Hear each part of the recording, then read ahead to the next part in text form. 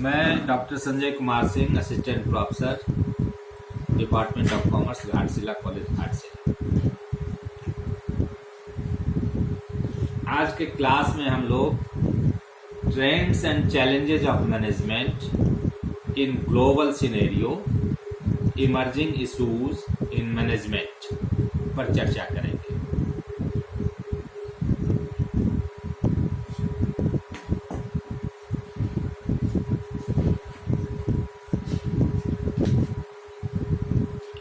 प्रबंध के उभरते क्षितिज क्या है, ट्रेंड क्या है, जो भविष्य के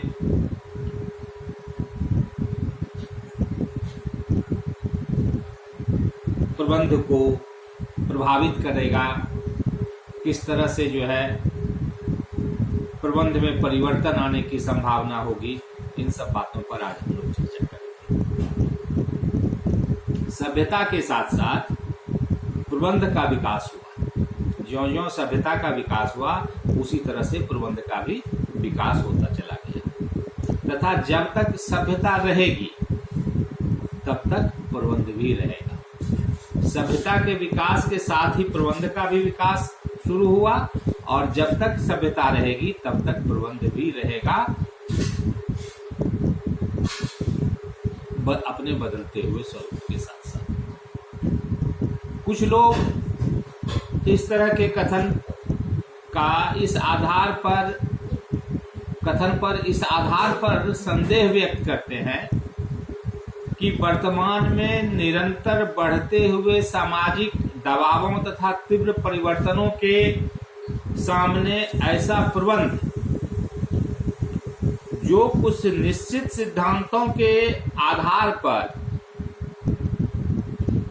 स्थिर दशाओं में कार्य करता है, टिक नहीं पाएगा। यानी जो प्रबंध का अभी तक ये जो है सो वो स्थिर दशाओं पर जो काम कर रहा है, तो भविष्य में ये प्रबंध टिक नहीं पाएगा। लेकिन यह संदेह बेबुनियाद दिखाई देता है। इतिहास इस बात का साक्षी है कि प्रबंध सिद्धांत एवं दर्शन जो वैज्ञानिक प्रबंध के रूप में टेलर के प्रबंध के वैज्ञानिक सिद्धांत के प्रतिपादन के साथ 20वीं सदी के प्रथम दशक में प्रारंभ हुआ,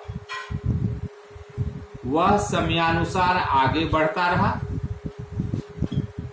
मानव प्रबंध विकास, व्यवहारवादी दृष्टिकोण, प्रणाली विचारधारा, संयोगिक विचारधारा के रूप में निरंतर चुनौतियों का सामना करता रहा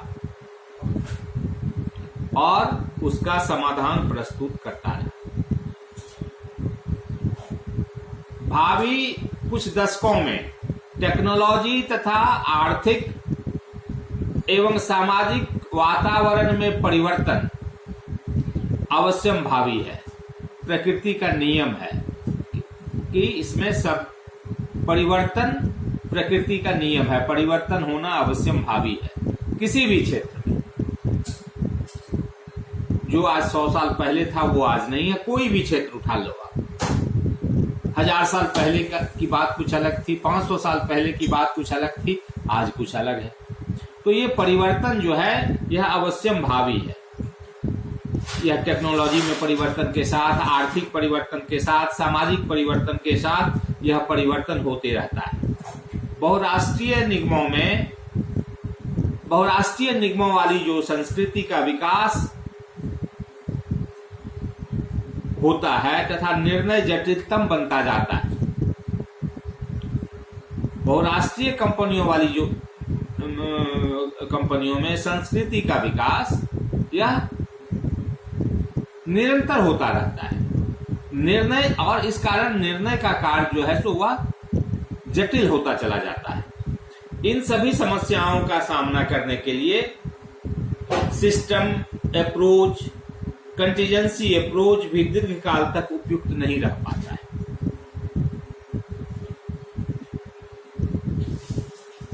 अभी जैसे वर्तमान समय में विश्वव्यापी ये कोरोना आपदा, कोरोना वायरस और कोरोना के समाप्त होने तक का पीरियड, यह भी प्रबंध के लिए एक अलग तरह का चैलेंज लेकर के आया है। सभी सरकारें जो परंपरागत उसकी प्रबंधकीय प्रणालियां थी, उसमें जो है अभी एक तात्कालिक परिवर्तन कर एक नए तरह का प्रबंध कर रही है। और इस कोरोना के समाप्ति के बाद भी प्रबंध में कुछ न कुछ परिवर्तन आना स्वाभाविक है और होगा। बहुत सारे क्षेत्र हैं जिसमें नए तरह के प्रबंध के आने की संभावनाएं हैं, नई सोच आएगी, नई विचारधाराएं आएंगी, चाहे वो एजुकेशन का क्षेत्र हो, व्यावसायिक क्षेत्र हो, गैर व्यावसायिक क्षेत्र हो, शिक्षण का क्षेत्र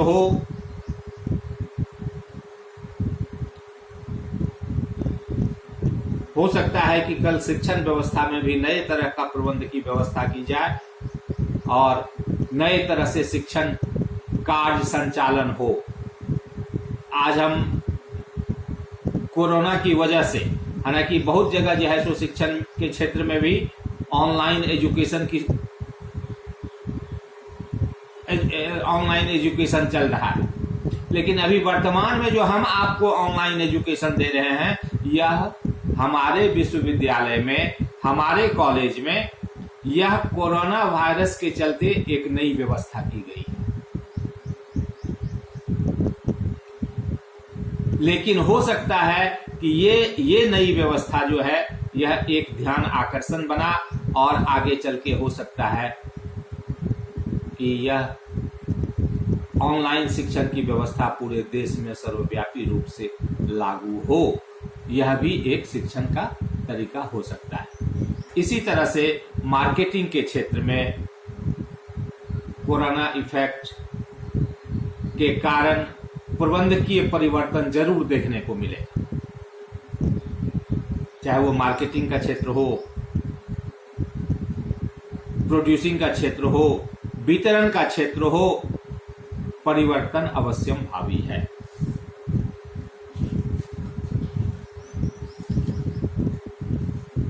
परिवर्तन से क्या आशय होता है, क्या अर्थ होता है? परिवर्तन एक संगठन में या उसके एक भाग में विद्यमान व्यवस्था या प्रणाली के स्थान पर नवीन व्यवस्था या प्रणाली स्थापित करने से।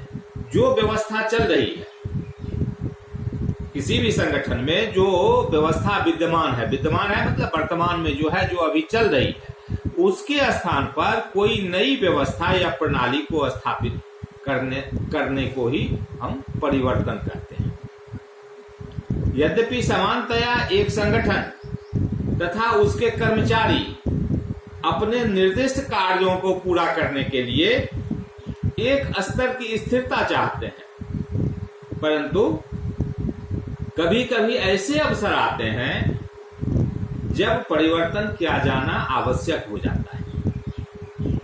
यद्यपि परिवर्तन नहीं चाहते हैं कर्मचारी या संगठन, लेकिन कुछ परिस्थितियां ऐसे उत्पन्न होती हैं, अवसर ऐसे आ जाते हैं कि परिवर्तन करना आवश्यक हो जाता है, अन्यथा संगठन या कंपनी को भारी नुकसान उठाना पड़ जाता है।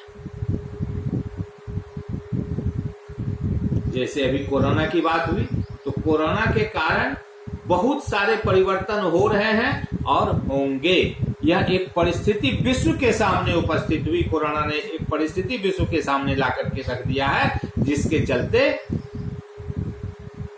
कि परिवर्तन हो भी रहा है और होगा भी, और यह अवश्यम भावी है, यह आवश्यक है। तो यही परिस्थिति कभी कभी आवश्यक हो जाती है परिवर्तन करने के लिए, और अगर ऐसा नहीं किया जाएगा तो संगठन को भारी नुकसान उठाना पड़ सकता है। परिवर्तन मात्र परिवर्तन के लिए नहीं किया जाता है या नहीं किया जाना चाहिए। यदि कोई प्रबंधक अपनी व्यक्तिगत इच्छा की पूर्ति हेतु परिवर्तन करता है तो ऐसा परिवर्तन उसके विभाग द्वारा वांछित परिणाम प्राप्त करने में बाधाएं खड़ी कर देता है। कोई अपने ईगो में, या हम चाहते हैं इसीलिए हम परिवर्तन करेंगे, तो वह प्रबंधक, ऐसा करने वाला प्रबंधक वांछित परिणाम प्राप्त करने में बाधाएं खड़ी कर देता है। इसलिए कि किसी व्यक्ति विशेष की इच्छा की पूर्ति के लिए, ईगो सेटिस्फैक्शन के लिए परिवर्तन नहीं। परिवर्तन क्यों? तो परिस्थितियां वैसी उत्पन्न हो जाएं जो परिवर्तन के लिए मजबूर करें। अगर हम परंपरागत व्यवस्था से चलते रहेंगे तो हम लॉस में जाएंगे, घाटा में जाएंगे, हम पीछे जाएंगे। तो ये सब जो परिस्थितियां हमारे सामने आती हैं, उसके लिए समय के साथ चलने के लिए परिवर्तन करना आवश्यक हो जाता है। अतः परिवर्तन करने के लिए, उसे सफल करने के लिए परिस्थितियों का सही विश्लेषण करना चाहिए और आवश्यक होने पर ही परिवर्तन करना चाहिए। अब संगठनात्मक परिवर्तन, ये तो हुआ कि परिवर्तन क्यों, परिवर्तन क्यों। अब परिवर्तन अगर होता है तो परिवर्तन की क्या विशेषताएं होती हैं? पहला, संगठन के किसी भाग में परिवर्तन होने पर संपूर्ण संगठन प्रभावित होता है। संगठन वह हमारा जो है, वह संपूर्ण जो संगठन है, उस संपूर्ण संगठन के किसी भी एक भाग में अगर हम परिवर्तन करते हैं तो उससे हमारा पूरा संगठन प्रभावित होता है। अगर हम प्रोडक्शन विभाग में कोई परिवर्तन करते हैं तो ऐसा नहीं है कि सिर्फ संगठन में प्रोडक्शन विभाग ही हमारा प्रभावित होगा। प्रोडक्शन विभाग के चलते अगर उसमें हम कोई नीतिगत परिवर्तन कर रहे हैं या किसी भी तरह का परिवर्तन कर रहे हैं तो हमारा सेल्स डिपार्टमेंट परिवर्तित होगा, हमारा परचेज डिपार्टमेंट प्रभावित होगा, हमारा पर्सनल डिपार्टमेंट, पर्सनल को फिर उस हिसाब से जो है सो लगाना पड़ेगा, तो पर्सनल डिपार्टमेंट हमारा प्रभावित होगा। नई पॉलिसी के अनुरूप हमको फाइनेंस डिपार्टमेंट हमारा प्रभावित होगा। तो किसी भी एक विभाग में एक जगह पर परिवर्तन करने का, संगठन में किसी भी एक जगह पर परिवर्तन करने का असर पूरे संगठन पे पड़ता है और पूरा संगठन प्रभावित होता है। दूसरा, परिवर्तन संगठन के सभी भागों में होता है परंतु उसकी गति तथा प्रभाव भिन्न हो सकता है। परिवर्तन संगठन के सभी भाग में होता है। एक जगह परिवर्तन करते हैं तो वह सभी भाग में उसका परिवर्तन होता है, जैसा हम बताए अभी, लेकिन उसकी गति तथा प्रभाव भिन्न भिन्न हो सकता है। इसका जो प्रभाव होगा अलग अलग डिपार्टमेंट पर अलग अलग तरह से होगा। तीसरा, परिवर्तन संगठन के बाह्य तथा आंतरिक वातावरण में व्याप्त शक्तियों के दबाव के फलस्वरूप होता है। परिवर्तन संगठन का जो बाह्य और आंतरिक वातावरण है, बाह्य वातावरण जिसपे संगठन का कोई कंट्रोल नहीं है, आंतरिक वातावरण वहां पर जो उसकी पॉलिसी के तहत उसका जो भी संगठन का अपना प्रारूप है, जो भी जैसे वो काम चल रहा है, ये जो आंतरिक वातावरण में व्याप्त जो शक्तियां हैं, बाह्य और आंतरिक वातावरण में जो व्याप्त शक्तियां हैं, उसके दबाव के फलस्वरूप होता है। बाह्य वातावरण में कोई परिवर्तन हो गया तो हमको उस हिसाब से उस अनुरूप अपने संगठन में परिवर्तन करना पड़ेगा, अपने प्रबंध में परिवर्तन करना होगा। या हमारे यहाँ जो आंतरिक वातावरण है उसमें भी कुछ शक्तियां हैं जो उभर कर सामने आती हैं, तो उन शक्तियों के दबाव में, जैसे मान लीजिए मजदूरों का किसी चीज को लेकर के कोई स्ट्राइक हो गया, मजदूर का कोई वैसा डिमांड है जिसको पूरा करना आवश्यक है, जो अभी तक चला आ रहा था, मजदूरों ने उसके विरुद्ध में आवाज उठाना शुरू कर दिया,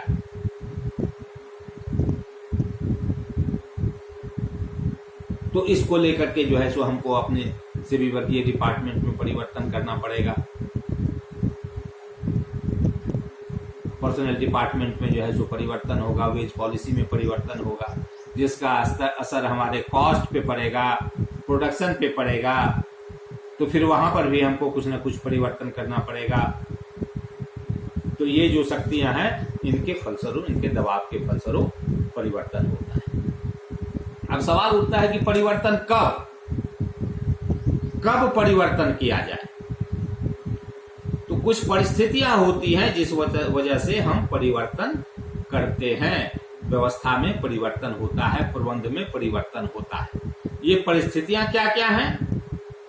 पहला, बाह्य वातावरण में परिवर्तन, जो अभी हम थोड़ी देर पहले आंतरिक वातावरण और बाह्य वातावरण की चर्चा कर रहे थे, उसकी चर्चा अब हम लोग यहाँ पर करते हैं। बाह्य वातावरण में परिवर्तन, चेंज इन एक्सटर्नल इन्वायरमेंट। यदि फर्म के बाह्य वातावरण में परिवर्तन होता है तो संगठन में परिवर्तन की आवश्यकता पड़ जाती है। चूंकि आधुनिक व्यवसाय तीव्र गति से परिवर्तित हो रहे बाह्य वातावरण में कार्य करता है। अभी का जो व्यवसाय है वह तीव्र गति से परिवर्तन हो रहा, मतलब बाहरी वातावरण जो है वह तीव्र गति से परिवर्तन हो रहा है। आज हम पूरे विश्व के साथ साथ व्यवसाय करते हैं और उस व्यवसाय के अनुरूप जो है सो उत्पादन होता है। वायु वातावरण में अगर यूएसए ने अपनी पॉलिसी में कोई परिवर्तन कर दिया, चीन ने कोई परिवर्तन कर दिया, तो ये जो बाहरी वातावरण है, जो हमारे कंट्रोल में नहीं है, हमारे नियंत्रण में नहीं है, तो ये जो वातावरण है, इस बाहरी वातावरण बहुत तेजी से परिवर्तित हो रहा है और हमारा व्यवसाय इसी वातावरण में कार्य करता है। अतः प्रबंध को सतत सावधान रहने की आवश्यकता होती है ताकि उपयुक्त समय पर वातावरण के अनुकूल परिवर्तन किया जा सके। प्रबंध को सतर्क रहना पड़ता है, हर जगह जो है सो उसकी दृष्टि रहती है, हर जगह के परिवर्तन के अध्ययन के प्रति वह जो है सो वाचफुल रहता है और संभावनाएं देखकर उस हिसाब से कुछ भी इस तरह का परिवर्तन वायु वातावरण में हो रहा है उसको अनुभव करके उस पहले ही जो है सो अपने यहाँ परिवर्तन की प्रक्रिया को शुरू करता है।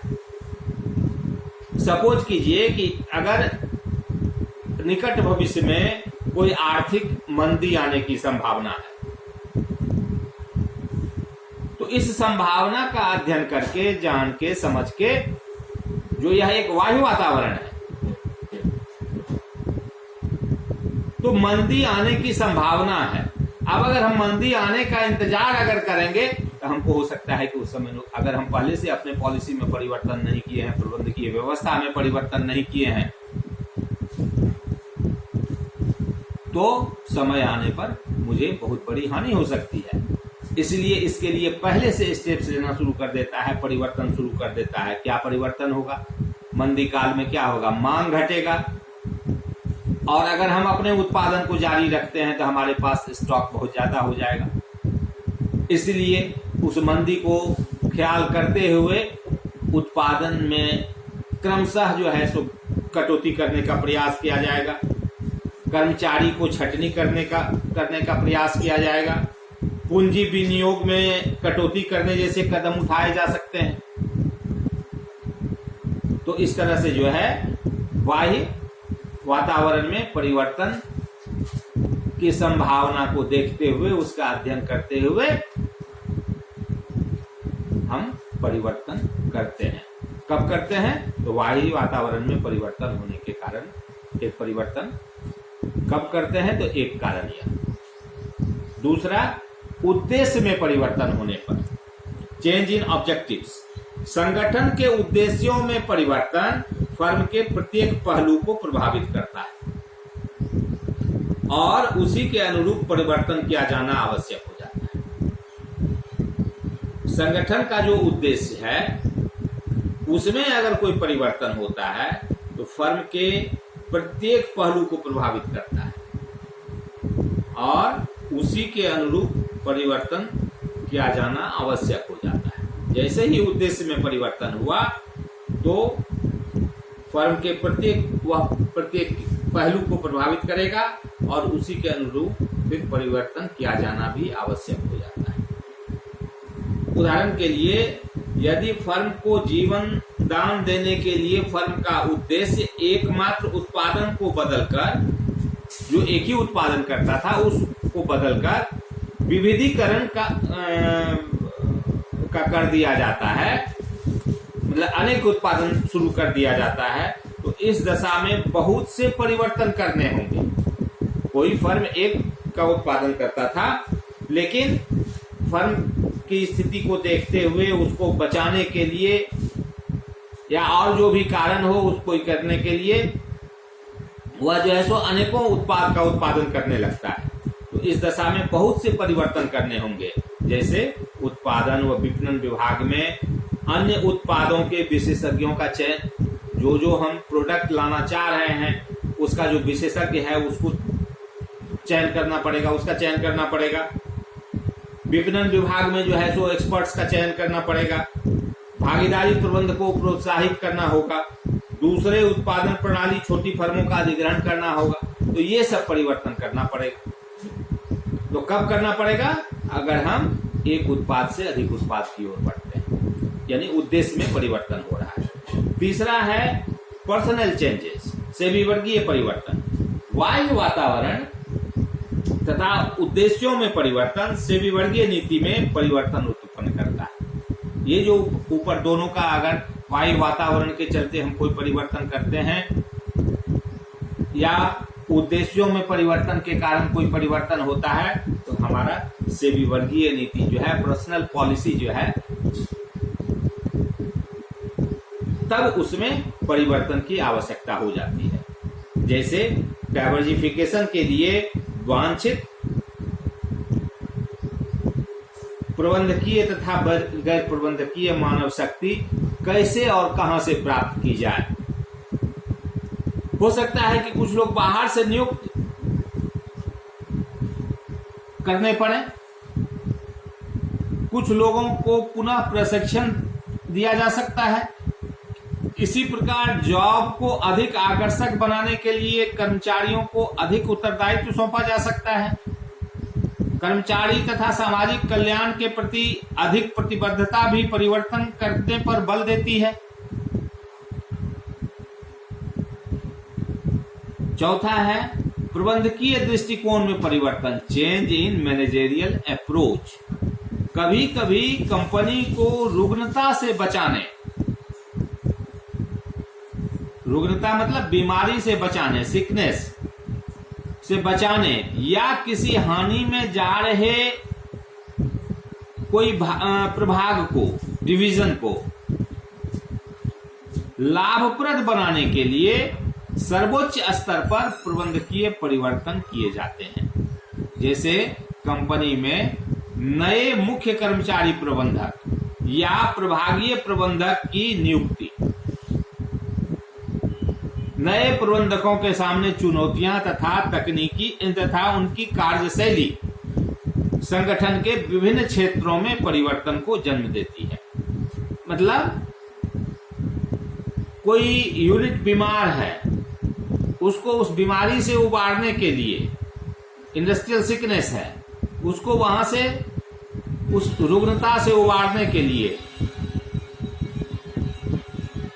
या किसी हानि, मतलब कोई विभाग हमारा है जो हानि में चल रहा है, उसको लाभप्रद बनाने के लिए सर्वोच्च स्तर पर प्रबंधकीय परिवर्तन किए जाते हैं। उच्च स्तर पर जो है प्रबंधकीय परिवर्तन किए जाते हैं।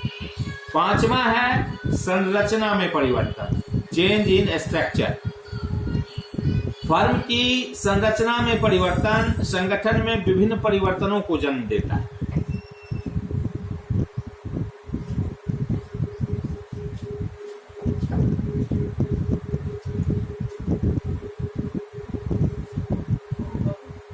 संरचना में परिवर्तन, फर्म की संरचना में परिवर्तन संगठन में विभिन्न परिवर्तनों को जन्म देता है।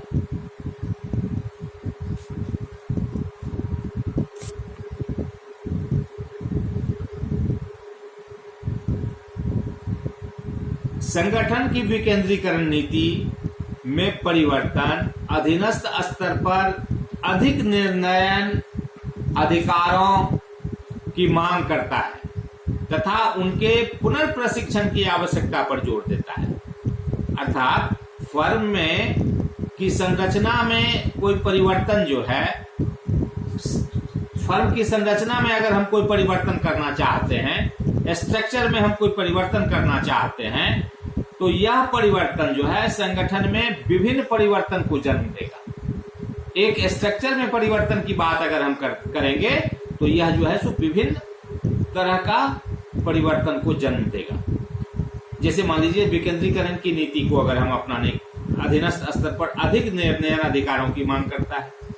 अगर हम विकेंद्रीकरण की नीति में परिवर्तन करने जा रहे हैं तो यह क्या करता है, जो हमारे अधीनस्थ हैं, सबऑर्डिनेट हैं, उस स्तर पर जो है निर्णयन अधिकारों की मांग करता है तथा उनके पुनर्प्रशिक्षण पर जो की आवश्यकता पर अधिक जोर देता है। इसी तरह से छठा है चेंज इन टेक्नोलॉजी, प्रौद्योगिकी में परिवर्तन। एक फर्म द्वारा अपनाई जाने वाली प्रौद्योगिकी, टेक्नोलॉजी में परिवर्तन भी संगठन में परिवर्तन को जन्म देता है। एक छोटी नई तकनीक वाली मशीन लगाने में थोड़े परिवर्तन करने होते हैं। एक छोटी तकनीकी वाली मशीन लगाने में थोड़ा परिवर्तन करना होता है, परंतु अगर टेक्नोलॉजी में कोई बड़ा परिवर्तन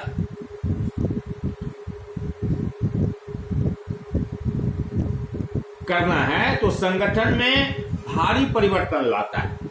अगर टेक्नोलॉजी में कोई बड़ा परिवर्तन, बड़े टेक्नोलॉजी का अगर हम चेंजेस करना चाहते हैं, परिवर्तन करना चाहते हैं, तो यह जो है सो संगठन में बहुत बड़ा परिवर्तन लाता है।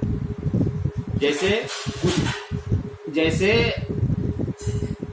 विगत कुछ वर्षों में बैंकों में एवं अन्य संस्थाओं में, आप याद कीजिए, रिकॉल कीजिए कि विगत कुछ वर्षों में बैंकों में एवं अन्य संस्थाओं में कंप्यूटरीकरण, कंप्यूटराइज करने का जो है बहुत बड़ा जो है टेक्नोलॉजी परिवर्तन हुआ, जिसने क्लेरिकल कार्य को, लिपिकीय कार्य करने वाले लोगों को अन्य विभागों या कार्यों में समायोजित करने के लिए बाध्य कर दिया। जो क्लेरिकल कार्य करते थे ऐसे लोगों को अन्य विभागों में, चूंकि कंप्यूटर के आ जाने से बहुत सारा परिवर्तन हो गया और ये जो क्लेरिकल कार्य करने वाले लोग थे, इन लोगों को अन्य विभागों या कार्यों में समायोजित करने के लिए बाध्य होना पड़ा। नई टेक्नोलॉजी को भली प्रकार आत्मसात करने के लिए जो वर्तमान में प्रबंधकीय शैली में परिवर्तन करना आवश्यक हो गया। विद्यमान जो हमारे पास, एग्जिस्टिंग जो हमारे पास प्रबंधकीय शैली थी, उसमें परिवर्तन करना आवश्यक हो गया। बैंकों या ऐसे संस्थान जहां पर कि हमने कंप्यूटराइज किया, उसमें जो है उनकी साज सज्जा, स्टेशनरी, प्रशिक्षित कंप्यूटर विशेषज्ञ की नियुक्ति संबंधी परिवर्तन करने पड़े। अन्य संस्थाओं में जैसे अब तो आज के समय में तो आप कहीं भी जाइए तो हर जगह कंप्यूटराइज है। हॉस्पिटल जाइए, आपको अपना जो है सारा डेटा वहां पर, जैसे ही आप एडमिट होते हैं, रजिस्ट्रेशन करवाते हैं, तो वो सारा चीज खुल जाता है, सारी हिस्ट्री जो है सो उस पर आ जाती है और आपके उस आईडी से हिंदुस्तान के किसी कोने से जो है सो आपको वो हिस्ट्री मिल सकता है। आप कोई जांच करवाते हैं, ब्लड टेस्ट हो या किसी भी तरह का स्कैनिंग हो, एमआरआई हो, वो सारा रिपोर्ट जो है सो कंप्यूटर पे आ जाता है। तो ये सब परिवर्तन जो है टेक्नोलॉजी के आने से प्रबंध को करना पड़ता है। अब सवाल उठता है कि ये प्रोसेस ऑफ चेंज क्या है, कैसे हम मतलब ये प्रक्रिया क्या है, परिवर्तन की प्रक्रिया क्या है। ये जो उपर्युक्त परिवर्तन एक प्रक्रिया के तहत किया जाता है। ये जो अभी हम बताए आपको कि परिवर्तन कब, क्यों परिवर्तन होता है, कब और क्यों होता है, तो ये जितने भी अभी हम लोगों ने वायु वातावरण में परिवर्तन, उद्देश्य में परिवर्तन, सेविवर्गीय परिवर्तन, प्रबंधकीय दृष्टिकोण में परिवर्तन, संरचना में परिवर्तन, चेंज इन स्ट्रक्चर, टेक्नोलॉजी में परिवर्तन, ये जो सबों की चर्चा हम लोगों ने किया कि तो ये उपर्युक्त परिवर्तन एक प्रक्रिया के तहत किया जाता है, जिसे परिवर्तन प्रक्रिया कहा जाता है। अब प्रश्न उठता है कि परिवर्तन प्रक्रिया क्या है, यह कैसे किया जाता है। तो परिवर्तन प्रक्रिया में सामान्यतः निम्नलिखित स्टेप्स होते हैं। पहला, अनफ्रीजिंग द स्टेटस को, विद्यमान जो स्थिति है उसको पिघलाना। कोई भी जो काम हो रहा है, कोई भी जो संगठन खड़ा है, जो उसका स्ट्रक्चर है, जो उसकी पद्धति है, जिस सिस्टम में वह काम कर रहा है, वो सबों के पास एक वर्तमान में मौजूद है। अब अगर हम परिवर्तन की बात करते हैं तो हम क्या करना पड़ता है, तो वह जो वर्तमान व्यवस्था है हमारे पास, वर्तमान जो स्थिति है हमारे पास, एग्जिस्टिंग जो स्टेटस है हमारा, उसको पिघलाने की बात, पिघलाने मतलब उसको हटाने की बात होती है। यदि व्यक्तियों के वर्तमान दृष्टिकोण में परिवर्तन लाना है तो उनके चालू विश्वासों को बदलना पड़ेगा। परिवर्तन को प्रभावी बनाने के लिए लोगों के विरोध को समाप्त करना होगा, तभी प्रबंधक वांछित परिवर्तन लागू कर सकता है। संगठन के कर्मचारी को परिवर्तन के लाभ बताकर उनमें परिवर्तनों के प्रति आस्था पैदा करनी होगी।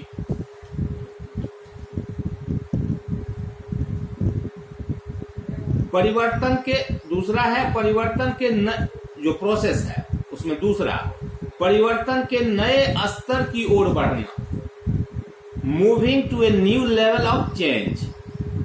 ये जो परिवर्तन होता है, तो परिवर्तन का प्रारंभ एक आदेश द्वारा या व्यक्ति की आंतरिक इच्छा द्वारा संभव होता है।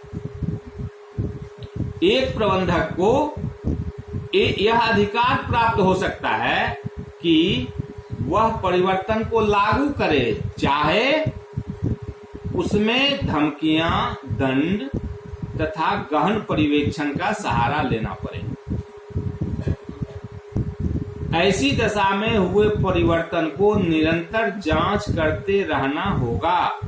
वास्तव में परिवर्तन तभी अस्थायी तथा प्रभावी होता है जब कर्मचारी दिल से परिवर्तन की इच्छा रखते हैं। आप जहां परिवर्तन अगर आप अपने कर्मचारियों पर थोपते हैं तो फिर सफलता की संभावना कम हो जाती है। इसलिए कहा जाता है कि परिवर्तन जब लाने की बात होती है तो उसमें कर्मचारियों को भी विश्वास में लेना चाहिए और कर्मचारियों के दिल से जो परिवर्तन की इच्छा व्यक्त होती है वो वातावरण को अनुकूल बनाता है और उसमें जो है सो परिवर्तन की सफलताएं प्राप्त होती हैं। कभी कभी परिवर्तन की जब हम बात करते हैं तो उसमें जो है सो जब परिवर्तन की बात आती है तो उसमें बहुत तरह की धमकियां कहां से, हमारे अपने आंतरिक वातावरण में भी इस तरह की स्थिति उत्पन्न होती है। कर्मचारी संगठन से धमकियां, इस सब तरह की बातें होती हैं। तो तो एक प्रबंधक का कार्य वहां पर है कि इन सब बातों का गहन पर्यवेक्षण करना चाहिए और जो परिवर्तन हो रहा है उसका निरंतर जांच करना चाहिए, कर्मचारियों को विश्वास में लेना चाहिए। ये परिवर्तन का प्रोसेस होता है। तीसरा है नवीन स्थिति को जमाना। पहला था विद्यमान स्थिति को पिघलाना, अनफ्रीजिंग द स्टेटस को, जो स्टेटस है उसको पिघलाना, अनफ्रीज करना। और तीसरा है नवीन स्थिति को जमाना, रीफ्रीजिंग द न्यू स्टेटस को। प्रायः देखने में आता है कि जो परिवर्तन किए जाते हैं वे अस्थायी नहीं रह पाते हैं। कोई भी परिवर्तन अस्थायी नहीं होता है। समय के अनुसार हमको परिवर्तन करना है। आज का समय, वर्तमान समय जो मांग कर रहा है उस हिसाब से हम आज परिवर्तन कर रहे हैं। भविष्य को किसी ने नहीं देखा है, भविष्य में वह परिवर्तन सब दिन के लिए रहेगा, शाश्वत है, ऐसा कुछ भी नहीं है। फिर भविष्य की नई डिमांड होगी, नई मांग होगी, उस हिसाब से हम फिर कोई परिवर्तन करेंगे। तो इसलिए परिवर्तन कोई अस्थायी नहीं होता है। ऐसा इसलिए होता है कि परिवर्तन से प्रभावित व्यक्ति परिवर्तन करने वालों के तर्क से आश्वस्त नहीं होते कि उक्त परिवर्तन उनके और संगठन के लिए सर्वाधिक हितकर हो। ऐसा इसलिए भी होता है कि परिवर्तन से प्रभावित होने वाला व्यक्ति परिवर्तन करने वालों के तर्क से सहमत नहीं हो पाता है, आश्वस्त नहीं हो पाता है, विश्वस्त नहीं हो पाता है कि उक्त परिवर्तन उनके और उस संगठन के लिए सर्वाधिक हितकर होगा। इसलिए यह आवश्यक है कि परिवर्तन करने वाले दूसरी फर्मों के उदाहरण प्रमाण सहित प्रस्तुत करें कि अमुक परिवर्तन से व्यक्तियों तथा संगठन को इतना लाभ हुआ है। परिवर्तन को स्वीकार्य बनाने के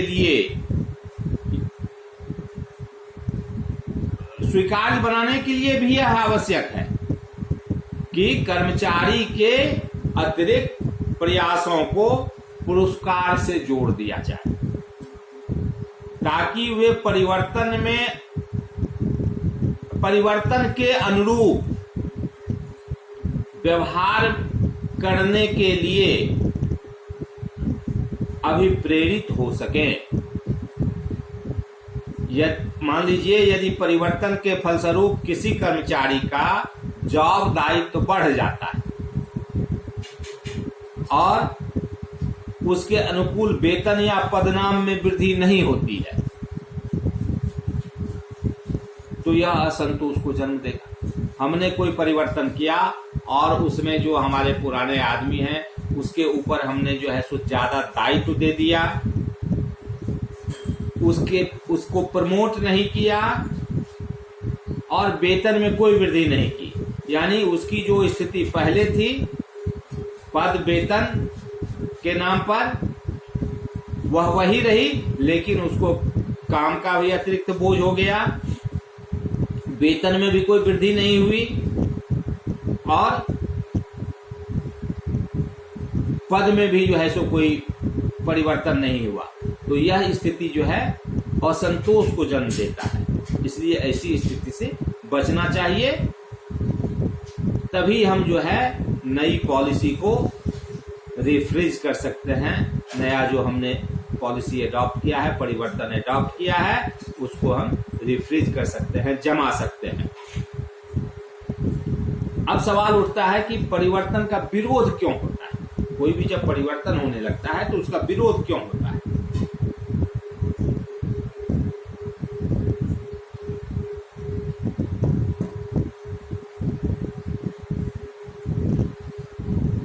सामान्यतः देखा जाता है कि परिवर्तन का विरोध कर्मचारियों द्वारा होता है और किसी के द्वारा नहीं होता है। कर्मचारी के द्वारा विरोध होता है परिवर्तन का। कोई भी जो चेंजेस होता है संगठन में तो उसका सबसे पहला विरोध कर्मचारी के द्वारा होता है। क्यों होता है? इसके कई एक कारण है। पहला, असुरक्षा। जब कोई नई बात आती है, आप अपने जीवन में भी देखेंगे कि कोई भी नई बात जब आती है आपके कार्य क्षेत्र में या कुछ में, कोई भी नया परिवर्तन जब होता है तो असुरक्षा की भावना जन्म लेती है। जब दीर्घ काल तक एक व्यक्ति एक ही वातावरण में कार्य करता है तो वह उसका अभ्यस्त हो जाता है तथा उसमें उसे आराम का अनुभव होने लगता है। परिवर्तन प्रायः अनिश्चितता उत्पन्न करता है। परिवर्तन हम संभावनाओं के आधार पर करते हैं, इसलिए वह निश्चित नहीं है। लेकिन आज जो वर्तमान है, जो चल रहा है, वह निश्चित है और उसका आदमी अभ्यस्त है। और नई संभावनाओं के आधार पर हम परिवर्तन करने जा रहे हैं तो यह असुरक्षा की भावना आती है कि जरूरी नहीं है कि जो संभावनाएं हम मान के चल रहे हैं वह निश्चित होगी, उसमें अनिश्चितता छुपी हुई है। इसलिए यह जो है सो अनिश्चितता उत्पन्न करता है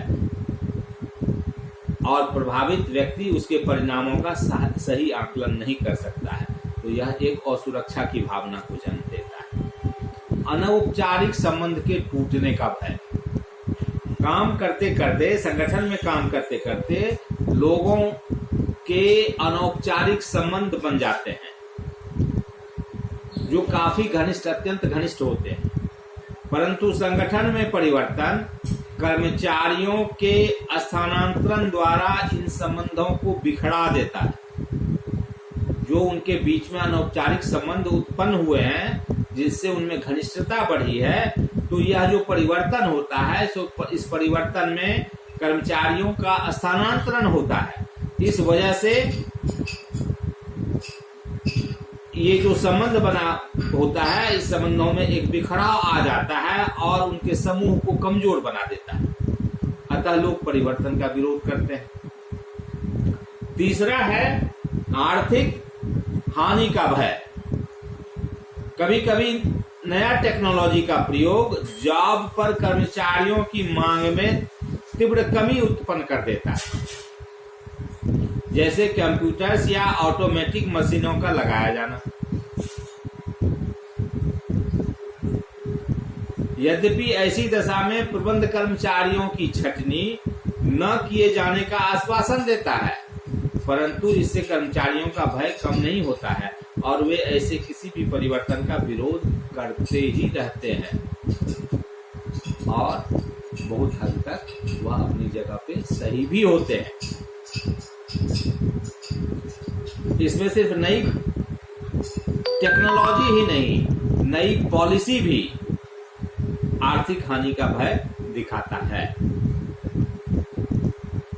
असुविधा होना। कभी कभी परिवर्तन आर्थिक हानि उत्पन्न नहीं करता, परंतु कार्य करने के नए ढंग को अपनाने पर जोर देता है। इसमें कर्मचारी को नई तकनीक को समझने तथा उसके अनुरूप काम करने में शारीरिक व मानसिक कष्ट होता है, इसलिए इसका विरोध करता है। नई टेक्नोलॉजी जो आता है वह उससे यूज टू नहीं होता है, अभ्यस्त नहीं होता है। वह अपना जो उसका पुराना परंपरागत तरीका है उससे वह काम करते रहता है और नई तकनीकी को समझने तथा उसके अनुरूप काम करने में शारीरिक व मानसिक दोनों तरह की कठिनाइयां उसको होती है, इसलिए वह उसका विरोध करता है।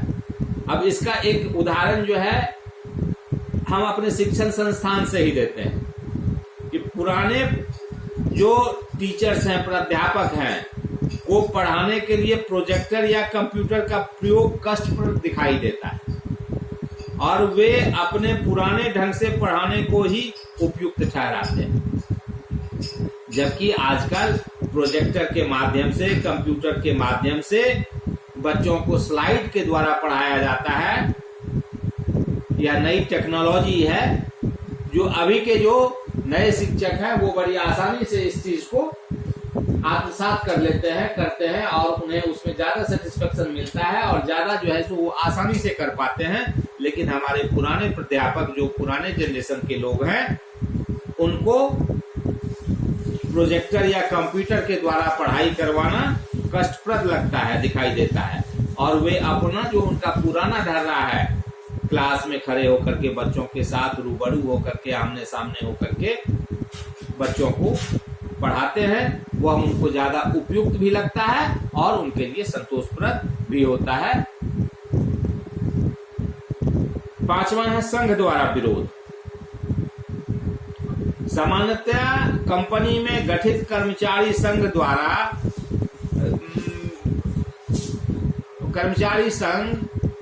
प्रबंध द्वारा प्रस्तावित किसी भी परिवर्तन का विरोध करते हैं, क्योंकि ऐसा विरोध ही उनके संघ की सदस्यता में वृद्धि करता है और संघ को मजबूत बनाता है।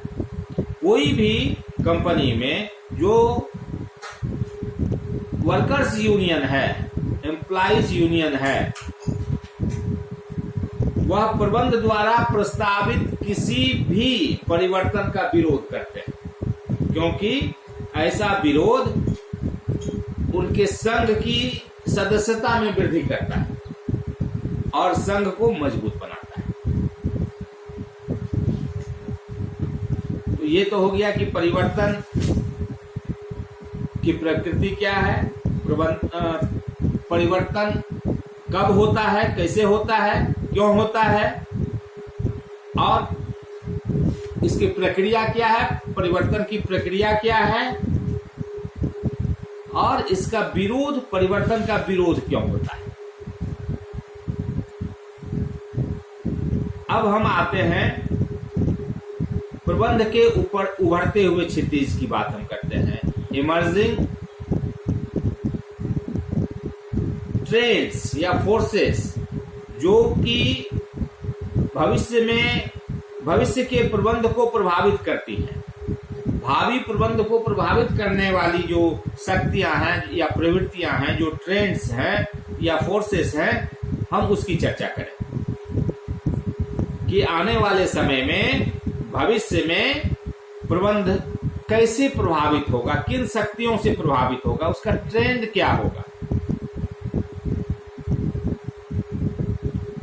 भावी कुछ दशकों में टेक्नोलॉजी तथा आर्थिक एवं सामाजिक परिवर्तन में वातावरण में परिवर्तन अवश्यम भावी है, होना ही होना है। जैसे अभी हमने आपको एक एग्जांपल दिया ना कि ये कोरोना को हम लोग एक बीमारी के रूप में भी देख रहे हैं, एक वायरस के रूप में देख रहे हैं, लेकिन यह कोरोना जो है अपने इस बीमारी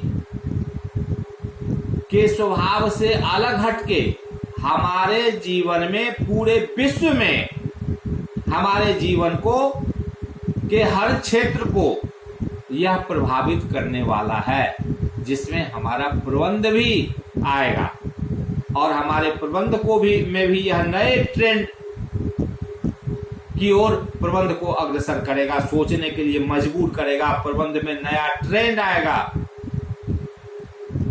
बहुत उभरती हुई चीजें अभी सामने में हैं जो इस कोरोना की वजह से परिवर्तन होगा। तो यह कोरोना सिर्फ एक बीमारी के रूप में हम ना देखें इसको, यह हमारे जीवन प्रकृति में बदलाव का, बहुत सारे बदलावों का एक मुख्य कारण होगा और हमारे प्रबंध में भी यह बहुत सारा बदलाव करेगा। प्रबंध की विचारधारा में यह बहुत सारा बदलाव करेगा। व्यवसाय की प्रकृति को यह प्रभावित करेगा। नए नए व्यवसाय के अवसर को यह पैदा करेगा और पुराने व्यवसाय को, पुराने तरीके से करने वाले व्यवसाय को यह प्रभावित करेगा, नया अवसर पैदा करेगा, अपॉर्चुनिटी देगा।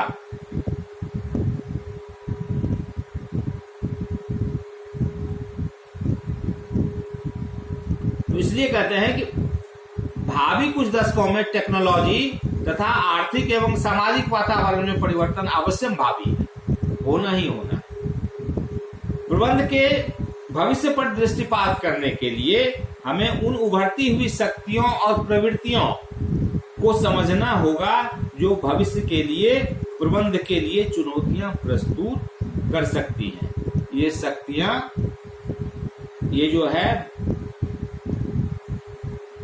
अगर हम इसके भविष्य को देखने का प्रयास करेंगे, प्रबंध के भविष्य को देखने का प्रयास करेंगे, तो उभरती हुई बहुत सारी शक्तियां या प्रवृत्तियां जो हैं उनको समझना आवश्यक होगा, जो भविष्य के लिए प्रबंध के लिए भविष्य के प्रबंध के लिए चुनौतियां प्रस्तुत कर सकती हैं। ये शक्तियां क्या हो सकती हैं? ये शक्तियां हो सकती हैं, पहला, सेवा क्षेत्र का विकास, ग्रोथ ऑफ सर्विस सेक्टर।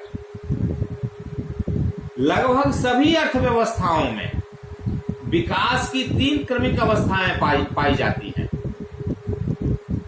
प्रारंभिक अवस्था कृषि अर्थव्यवस्था का विकास, इसके बाद उद्योगों, विशेषकर निर्माणी उद्योगों का विकास। ये जो विकास का क्रम है लगभग सभी अर्थव्यवस्था में 3 क्रमिक अवस्थाएं पाई जाती हैं। पहली अवस्था होती है कृषि अर्थव्यवस्था का विकास। आप पूरा जो है सो परंपरा देख के चलो, किसी भी सभ्यता काल में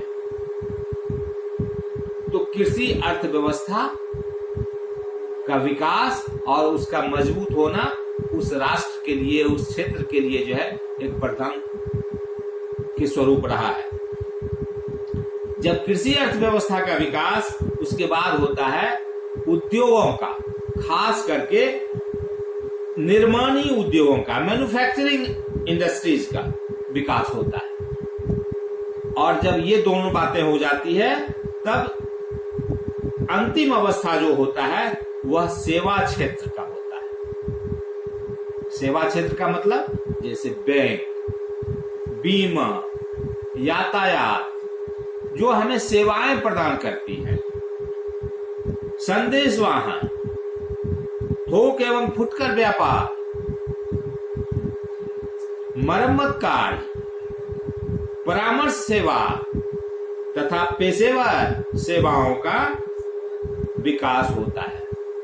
तो ये जो अर्थव्यवस्था का विकास है उसको हम 3 भाग में बांट सकते हैं। पहला, ग्रामीण अर्थव्यवस्था। ग्रामीण अर्थव्यवस्था से मतलब कृषि अर्थव्यवस्था, उसका विकास। उसके बाद उद्योग का विकास। उद्योग में क्या? निर्माणी उद्योगों का विकास, मैन्युफैक्चरिंग इंडस्ट्रीज का विकास, जो मैन्युफैक्चर करता है, माल बनाता है, उस तरह के इंडस्ट्री का विकास। और अंत में सेवा क्षेत्र, जो हमें विभिन्न तरह की सेवाएं प्रदान करता है। बैंक उसमें आता है, बीमा आता है, यातायात में रेलवे आया, रोडवेज आया, एयरवेज आया। उसके बाद फिर जो है सो संदेश वाहन है, फिर ये थोक एवं फुटका व्यापार है, जिसके वजह से हम जो है निर्माणी, जो उद्योग हमारा निर्माण करता है वो माल हम तक पहुंचता है, जिसको हम कंज्यूम करते हैं। उसके बाद फिर जो है सो रिपेयरिंग का काम, यह भी सेवा हमको मिलता है। कंसल्टेंसी का काम, कंसल्टेंसी सर्विसेज इत्यादि लेकर के हम जो है सो, जैसे वकील की सेवा हमको मिलती है, डॉक्टर की सेवा हमको मिलती है, पेशेवर की सेवा के अंतर्गत ये सब चीज चला जाता है। तो इस तरह से जो है ये जो विकास होता है, तो औद्योगिक रूप से विकसित देश यूएसए, इंग्लैंड व यूरोप के लगभग सभी देश 200 वर्षों के औद्योगिकरण के बाद अब सेवा क्षेत्र के विकास की ओर बढ़ चुके हैं, तथा भारत एवं अन्य एशियाई विकासशील देश भी अगले कुछ दशकों में सेवा क्षेत्र के तीव्र विकास की ओर उन्मुख हो रहे हैं। इन राष्ट्रों में सेवा क्षेत्र के विकास से नई नई स्थितियां उत्पन्न होती हैं, हो रही है।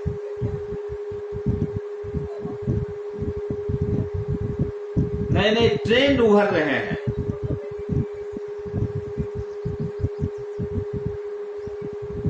क्या ट्रेंड उभर रहे हैं? नॉलेजेबल वर्कर्स जो हैं, तकनीकी ज्ञान वाले जो कर्मचारी हैं, उनकी संख्याओं में वृद्धि हो रही है। पहले अनस्किल्ड लोग होते थे, स्किल्ड नहीं होते थे, लेबर क्लास होते थे।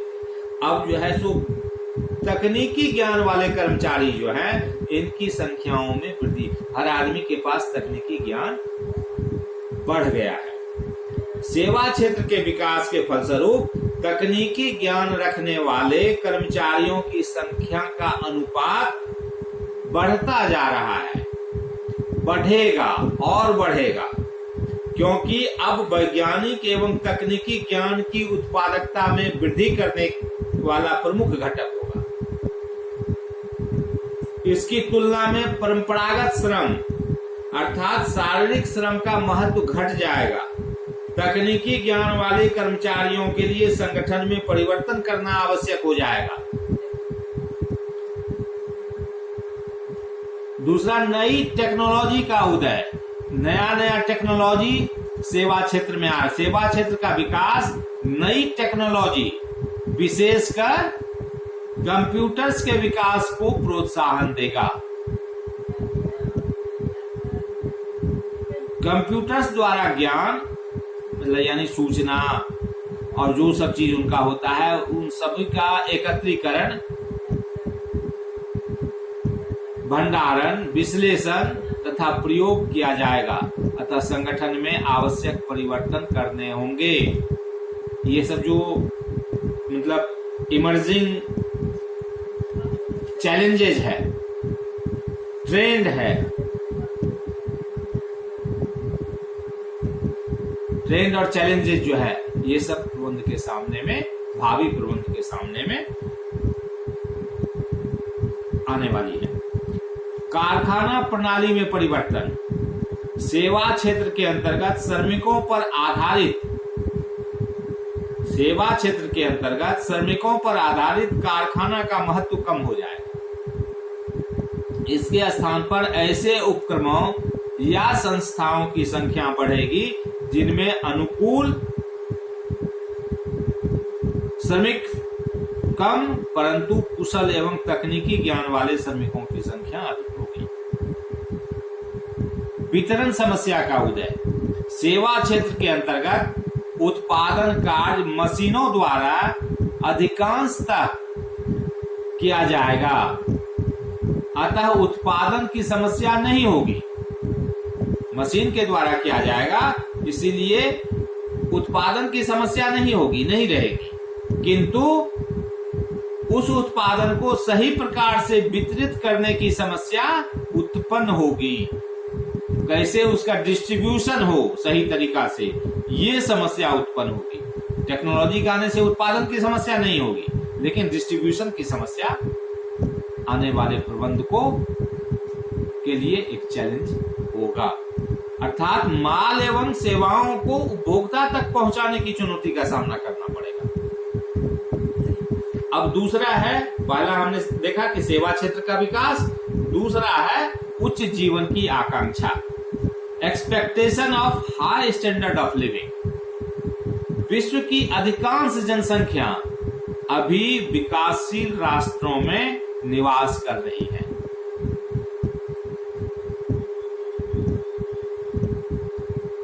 विश्व की जो जनसंख्या है उसका अधिकांश जनसंख्या अभी विकासशील राष्ट्रों में निवास कर रही है। विकसित राष्ट्रों की अपेक्षा विकासशील राष्ट्रों में ज्यादा जनसंख्या रह रही है। ये सभी लोग यह आकांक्षा रखते हैं कि उनका भी जीवन स्तर यूएसए, इंग्लैंड या अन्य यूरोप वासियों जैसा ऊंचा हो, परंतु दूसरी ओर विश्व भर में ऊर्जा संकट, प्रदूषण समस्या, संसाधनों के नष्ट होने की समस्या विकराल रूप धारण करती जा रही है, जो जीवन स्तर की आकांक्षाओं को पूरा करने में बाधक होगी। ऐसी दशा में प्रबंध को इस नई चुनौती का सामना करना पड़ेगा। सब कुछ रहते हुए भी ऊर्जा का संकट पैदा होगा, प्रदूषण की समस्या बढ़ेगी। सब कुछ रहते हुए भी प्रदूषण के कारण एक अलग तरह की समस्या खड़ी हो रही है। जो हमारे पास संसाधन है वो नष्ट होते चले जा रहे हैं। तो ये सब चीज जो है एक विकराल समस्या के रूप में उभर कर सामने आ रही है, जो हमारे जीवन स्तर को, उच्च जीवन स्तर को की जो आकांक्षा हम पाल रहे हैं उसको पूरा करने में बाधक साबित होगा। और यह दशा जो है प्रबंध को एक चुनौती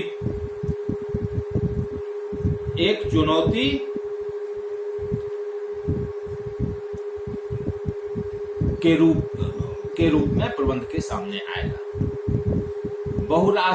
तीसरा, बहुराष्ट्रीय निगमों का फैलाव, स्प्रेड ओवर द मल्टीनेशनल्स।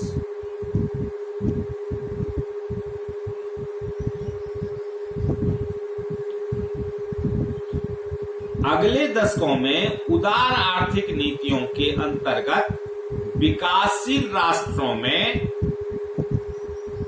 विकसित देशों के बहुराष्ट्रीय निगमों का तीव्र फैलाव अवश्यंभावी है, निश्चित है, होना ही है। अगले जो आने वाला दशक है उसमें उदार आर्थिक नीति के अंतर्गत, उदार आर्थिक नीति के कारण विकासशील राष्ट्रों में विकसित देशों के बहुराष्ट्रीय निगम का तीव्र फैलाव अवश्यंभावी है। यह अभी ही हम देख रहे हैं कि ये जो मल्टीनेशनल कंपनियां हैं, विकसित राष्ट्रों की ये कंपनियां हैं और हमारे देश में भी बहुत सारी कंपनियां काम कर रही हैं और भी देशों में ये कंपनियां काम करेंगी और हमारे यहाँ भी और कंपनियां आएंगी। तो ये जो इनका फैलाव हो रहा इनका आकार विशालतम होगा, बहुत बड़ा होगा, जिसको दक्षतापूर्ण तरीके से प्रबंधित करना एक चुनौती होगी प्रबंध के लिए। साथ ही इन निगमों की प्रबंधकीय तकनीकी आमंत्रित राष्ट्र में कार्यरत स्थानीय उपक्रमों के प्रबंध को चुनौती देंगे। जो वहां का स्थानीय है, लोकल प्रबंध है, उसके लिए एक चुनौती होगी।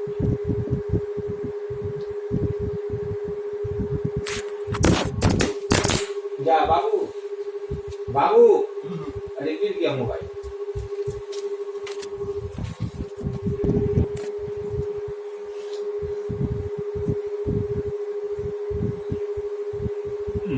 चौथा, मानवतावादी समाज का उदय, इमर्जेंस ऑफ ह्यूमनिस्टिक सोसाइटी। भविष्य में ज्ञानवान कर्मचारियों की वृद्धि, सेवा उपक्रमों का विकास तथा उच्च जीवन स्तर की आकांक्षा अधिक मानवतावादी समाज को जन्म देगी। ये जो चीजें हैं ये अधिक मानवतावादी समाज को जन्म देगी। और यह ट्रेंड हम देख भी रहे हैं कि पिछले कुछ दिनों से सारे विश्व का नजरिया मानवतावादी हो रहा है, जिसमें कर्मचारी अधिक स्वायत्तता तथा प्रबंध में सहभागिता चाहेंगे। मानवतावादी दृष्टिकोण जो है कर्मचारियों को अधिक स्वायत्त और प्रबंध में सहभागिता चाहेंगे। उपभोक्ता अच्छी किस्म की माल चाहेंगे। विक्रयोपरांत सेवा तथा अच्छा व्यवहार चाहेंगे। बेच देने तक ही माल को सीमित नहीं रहेगा, उसके बाद भी वह अच्छा व्यवहार चाहेंगे। तथा जन समुदाय के लोग प्रदूषण से मुक्ति चाहेंगे।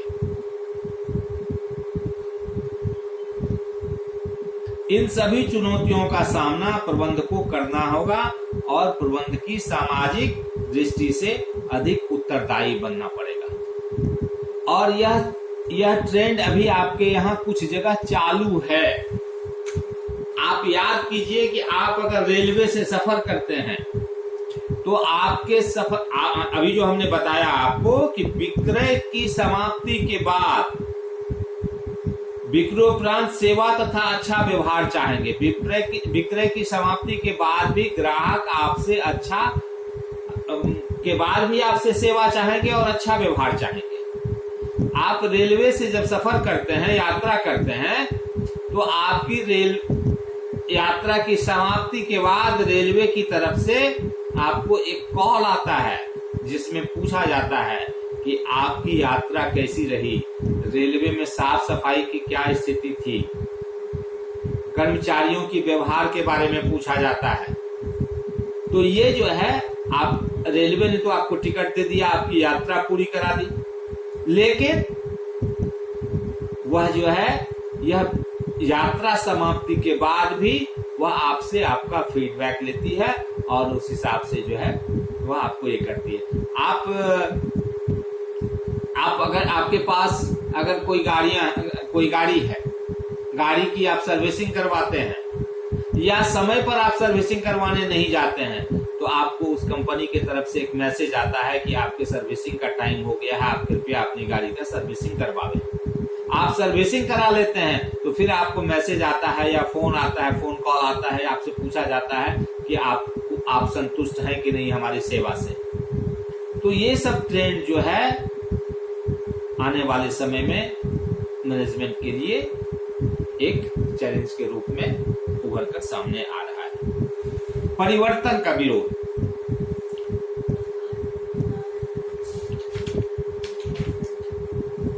भावी दशकों में औद्योगिक उपक्रमों में नई टेक्नोलॉजी तथा बढ़ती हुई प्रतिस्पर्धा तीव्र परिवर्तन पैदा करेंगे, जो कर्मचारी की सेवा सुरक्षा, कार्य करने के ढंग पर प्रभाव डालेंगे और कर्मचारी इनका विरोध करेंगे। ये जो प्रतिस्पर्धा तीव्र परिवर्तन पैदा करेगा वह कर्मचारियों की सेवा, सुरक्षा और कार्य करने के ढंग पर भी प्रभाव डालेगा और कर्मचारी इसका विरोध करेगा।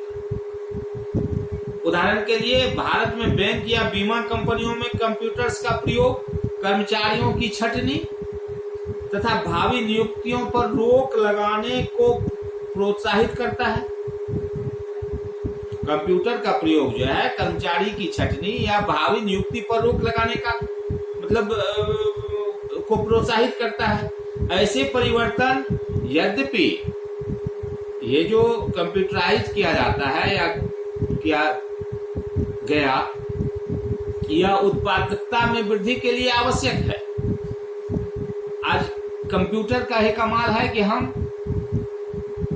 बगैर बैंक जाए अपने मोबाइल से पैसे का ट्रांजैक्शन लेन देन कर सकते हैं, विश्व के किसी कोने में हम पैसा भेज सकते हैं, मंगा सकते हैं। तो यह उत्पादकता में तो वृद्धि करता है, परंतु इनका तीव्र विरोध भी होता है और होगा। अतः भविष्य में प्रबंधकों इस विरोध को चुनौती देने के रूप में लेकर इसका समाधान खोजना होगा। छठा है जोखिम प्रबंधन, रिस्क मैनेजमेंट। भविष्य में बाह्य वातावरण शीघ्रगामी मतलब द्रुत गति तेज चलने वाला शीघ्रगामी तथा प्रभावी परिवर्तन होंगे।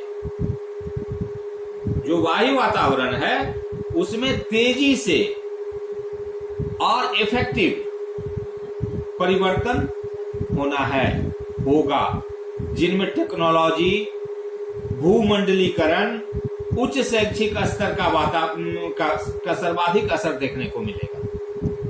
ये जो आने वाला समय है इसमें जो हमारा जो बाह्य वातावरण है उसमें बड़ी तेजी से और प्रभावी परिवर्तन होगा। क्या परिवर्तन होगा? तो टेक्नोलॉजी जो है, भूमंडलीकरण, वैश्वीकरण तथा उच्च शैक्षिक स्तर का सर्वाधिक असर देखने को मिलेगा। इससे व्यावसायिक जोखिम बढ़ेगी, व्यापार का जो रिस्क है वह बढ़ेगा और वे संगठन सफल होंगे। वही संगठन सफल होगा जो जोखिम प्रबंधन कर सकेंगे, रिस्क मैनेजमेंट जो कर सकेंगे। प्रबंध क्षेत्र में जोखिम प्रबंधन, एक नई तकनीकी की खोज करनी पड़ेगी। मतलब इसको जो है सो एक जोखिम प्रबंधन की एक नई टेक्नोलॉजी की खोज करनी पड़ेगी, जो कैसे हम रिस्क को मैनेज करें। 7वां स्ट्रेटेजिक डिसीजन मेकिंग, रणनीतिक निर्णय, व्यूह रचनात्मक निर्णय। भविष्य का वातावरण और निश्चितताओं से भरा होगा, अनसर्टेनिटी भरी होगी, कोई निश्चितता नहीं रहेगी, जिसमें व्यवसाय प्रबंध की किसी एक रणनीति, किसी एक स्ट्रेटेजी से काम नहीं चलेगा, बल्कि विभिन्न दशाओं के लिए रणनीतिक विकल्प सोचने होंगे और परिवर्तित वातावरण की परिस्थितियों के अनुसार सर्वोत्तम उपयुक्त विकल्प को लागू करना होगा।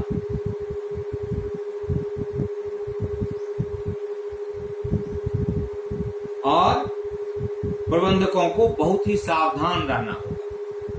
8वां है सामाजिक उत्तरदायित्व, सोशल रिस्पॉन्सिबिलिटी। सामाजिक चेतना निरंतर बढ़ रही है, लोगों में जागरूकता बढ़ रही है, लोग जागरूक हो रहे हैं, शिक्षा का प्रसार हो रहा है, टेक्नोलॉजी के कारण लोगों की जानकारी में वृद्धि हो रही है, जागरूकता में वृद्धि हो रही है। क्योंकि व्यवसाय भी समाज का एक अंग है, व्यवसाय भी हम समाज में ही करते हैं, यह कोई हम जंगल में जाकर के अकेले तपस्या, मुनियों की तरह तपस्या नहीं है। व्यवसाय भी समाज का ही एक अंग है, उसे सामाजिक आकांक्षाओं को पूरा करना होगा। समाज की जो अपेक्षाएं हैं, जो डिजायर्स हैं, उसको पूरा करना होगा। प्रबंधकों को अंशधारियों, ग्राहकों, आपूर्तिकर्ताओं, कर्मचारियों व श्रमिकों, सरकार व समाज की आकांक्षाओं व मांगों के मध्य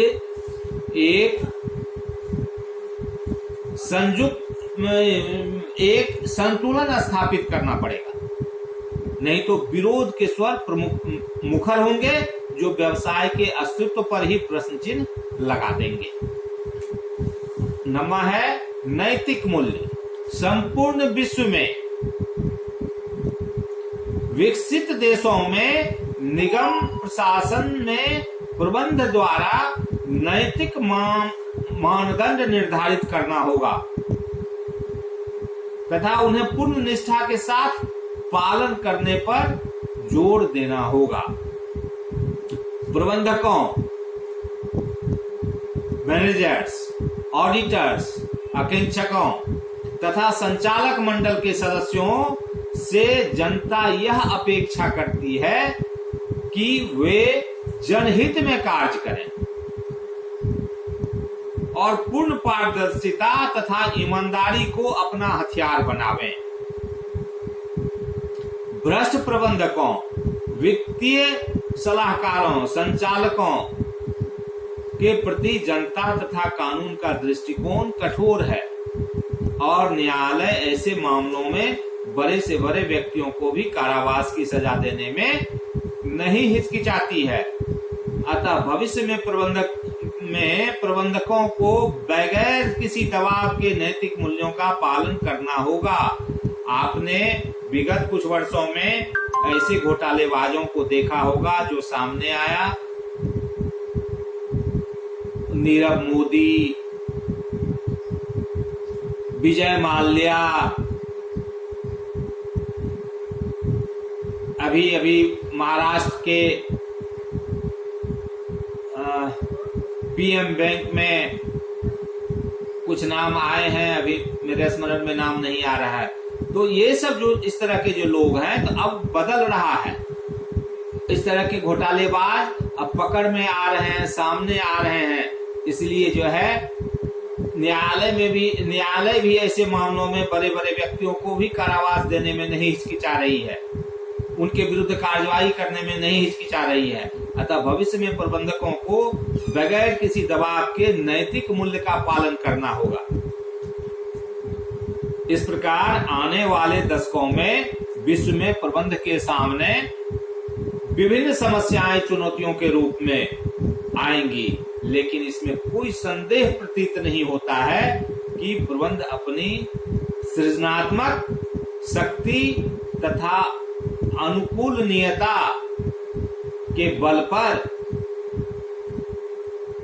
इन चुनौतियों पर विजय प्राप्त कर लेगा और विश्व भर को अधिक सुखी व समृद्धिशाली बनाने में सहायक होगा।